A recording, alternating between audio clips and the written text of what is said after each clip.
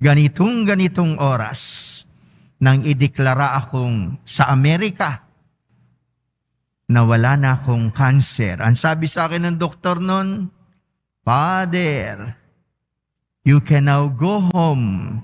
You can now celebrate the Simbang Gabi in the Philippines. We could not find any single cancer cell. Anong sabi ng doktor? Saan na nagpunta ang mga cancer mo sa katawan? Sumagot lang ako, sa awa ng Diyos at sa panalangin ng mahal na ina, ang Birhen ng Guadalupe. Sumayin niyo po ang Panginoon. At sumaiyo rin. Ang pagbasa sa mabuting balita ng Panginoon ayon kay San Lucas. Papuri sa iyo, Panginoon. Si Maria ay nagmamadaling pumunta sa isang bayan sa kaburulan ng Huda. Pagdating sa bahay ni Zacarias, binati niya si Elizabeth. Na marinig ni Elizabeth ang bati ni Maria, nagagalaw ang sanggol sa kaniyang tiyan. Napuspos ng Espiritu Santo si Elizabeth at buong galak na sinabi, pinagpala ka sa mga babae at pinagpala rin ang dinadala mo sa iyong sinapupunan. Sino ako upang dalawin ang ina ng aking Panginoon? Sapagkat pagkarinig ko sa iyong bati, ay nagagalaw sa tuwa ang sanggol sa aking tiyan.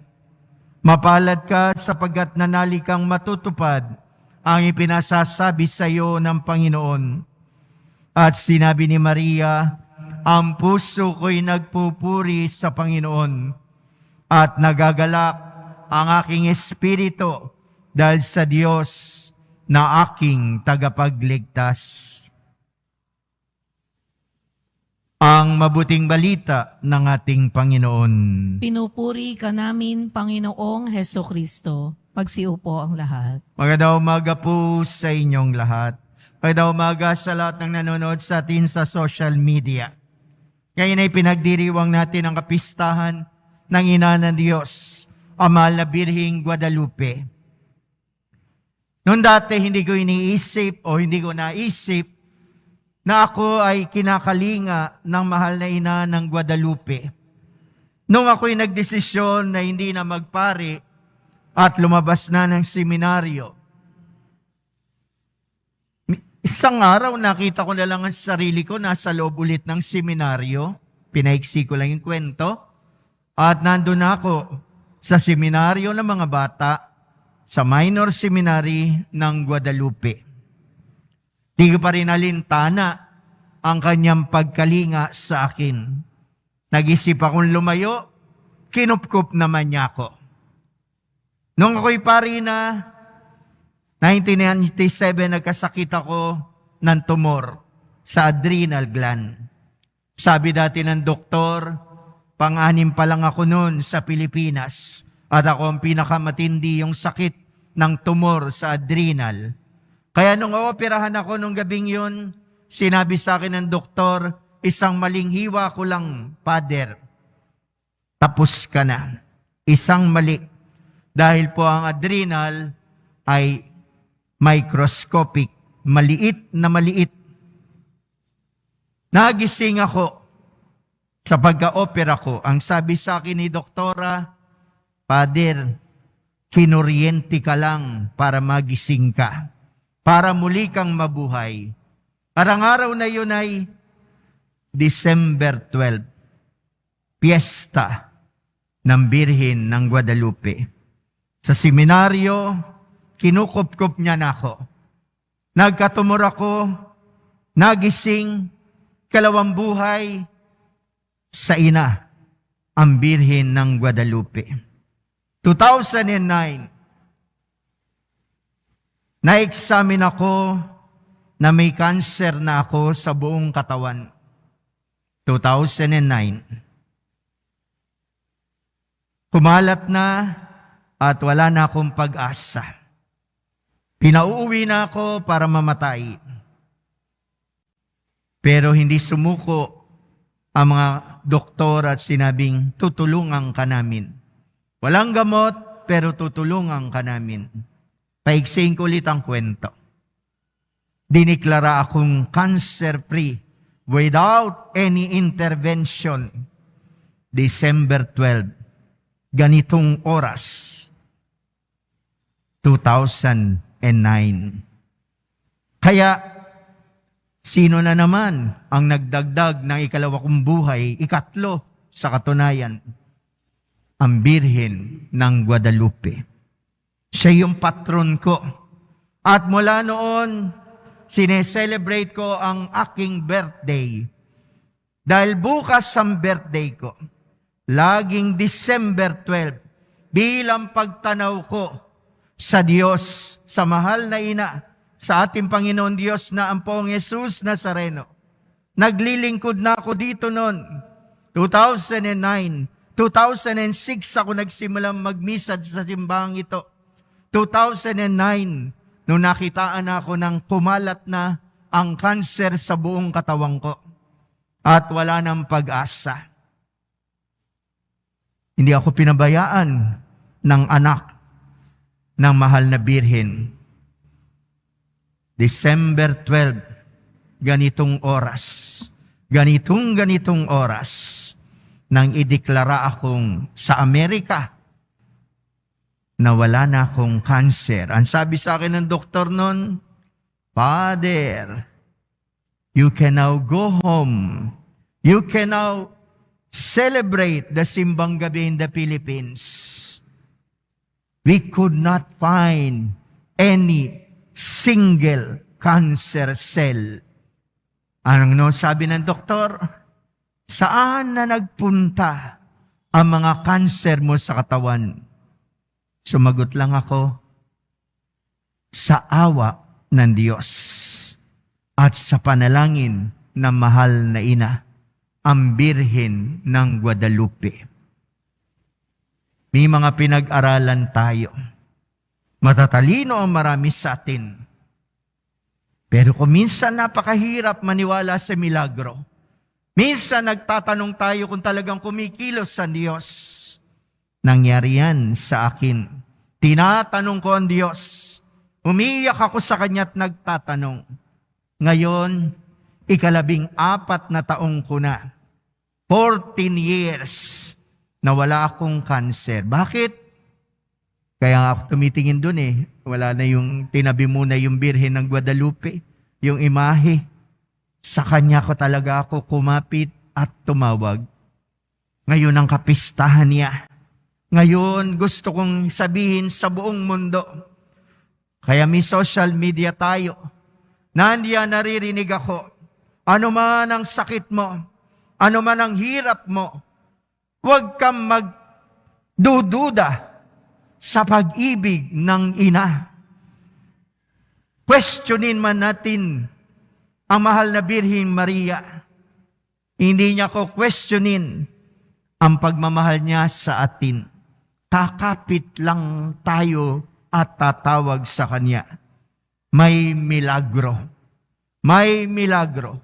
At patuloy na nagaganap ang milagro kahit hindi ka naniniwala, sapagkat patuloy ang pagmamahal ng mahal na Birhen sa atin. Patuloy ang pagmamahal ng Poong Jesus Nazareno sa atin. Kahit na nagdududa tayo, kahit kung minsan nagtatanong tayo, ang pag-ibig niya, kahit marami tayong kasalanan, hindi kayang sapawan. Ipapasalamat ako sa mahal na ina. 14 na taon na nakatayo ako lagi dito sa pulpitong ito. 17 years ko rito sa Quiapo, pero 14 years na akong buhay. Kaya minor de edad pa ako. Bukas ang birthday ko, pero lahat ng bumabati sa akin, pinaalam ko talaga na ang buhay ko ay galing sa mahal na Birhen. December 12 ko sineselebrate ang birthday ko. Birthday na buhay kasi yun. Buhay na mahal na ina. na ibinigay sa akin. 2 ulit niyang binigay. 1997, December 12 din. 2009, December 12 din. Nang ipagkaloob sa akin ang kagalingang walang gamot na kailangan. Di mo kailangan ng gamot. Kailangan mo lang ang pagkapit sa Diyos at pagtawag sa mahal na ina. Huwag kang mawawala ng pag-asa. Huwag kang susuko dahil hindi ka susukuan ng pag-ibig ng mahal na ina. Lumayo ka man sa Kanya. Tulad ng sinabi ko, lalabas na ako ng seminaryo. Anong ginawa ng mahal na ina ng Guadalupe? Niyakap ako. At hanggang ngayon, naglilingkod ako sa Kanya bilang isang kura. Marami akong karamdaman at marami akong kapintasan. Pero hindi nagiging hadlang sapagkat ang mahal na ina ang laging nasa tabi ko. Lagi akong tumatawag sa Kanya. Lagi ako nagsasabing ihingi ako ng tawad sa Kanyang anak na si Jesus. Dahil siya'y puno ng grasya, puno ng pagpapala. Ilalapit niya tayo at tutulungan. May milagro. Sabi niyo nga sa katabi niyo, may milagro. Lakas niyo, may milagro. Tandaan niyo yan. Kahit nagdududa ka, kahit minsan hindi mo maintindihan, dahil ganun umibig ang mahal na ina. Hindi kailangan ng rason para sa Kanyang pag-ibig sa atin. Di katulad ng tao, mamahalin lang tayo o magmamahal lang tayo kung minsan dahil may dahilan. Pero ang mahal na ina, mamahalin ka, mamahalin ako nang walang dahilan. Ganon sila magmahal sa atin. Ganon magmahal si Jesus Nazareno. At ganon din magmahal ang Kanyang ina. Ang araw na ito ay aking araw ng pasasalamat. Ang araw na ito ay araw na kung saan dumaloy ang grasya ng mahal na ina. Dahil siya'y punong-puno. Akong nakaharap sa inyo, nagpapatunay sa inyo, may milagro. May milagro. May milagro. Huwag kayong manghihina ng loob. Huwag kayong matatakot sa karamdaman. Oo, baka sabihin nyo, Padre, nasasabi mo lang yan kasi hindi mo dinaanan. Lumuluha ako nun. Dahil tung nagmimisa ako nun dati, halos hindi ako makatapos dahil sa tindi ng sakit sa buong katawan ko. Bumabaksak ako sa loob ng misa.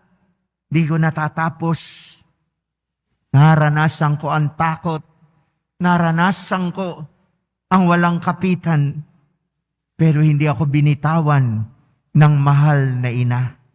Kung hindi niya ako binitawan, lalo kanyang hindi bibitawan. Kung ikay lumalayo sa Kanya, lalo kanyang yayakapin. Ganun ang nanay natin.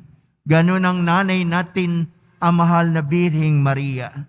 Kayong nanonood sa telebisyon, nanonood sa social media, ano man ang dinadaanan yung hirap sa mga oras na ito, manalangin kayo sa mahal na ina. At kayo nagsisimba ngayon, walang imposible sa Diyos, kaya naganap ang hinihingi ng mahal na ina. Walang imposible sa poong Jesus Nazareno. Amen po ba? Amen po ba? Tandaan niyo yan, ha? Kahit nagdududa ka, kahit kirot ka na, kahit iniwang ka na ng lahat, hindi ka iiwan ng poong Jesus Nazareno.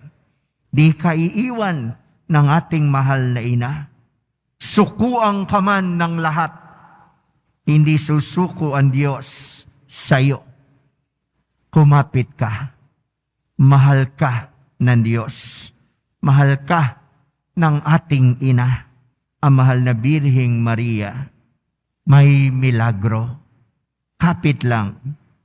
Mahal na Birhen ng Guadalupe, ipanalangin mo kami. Amen.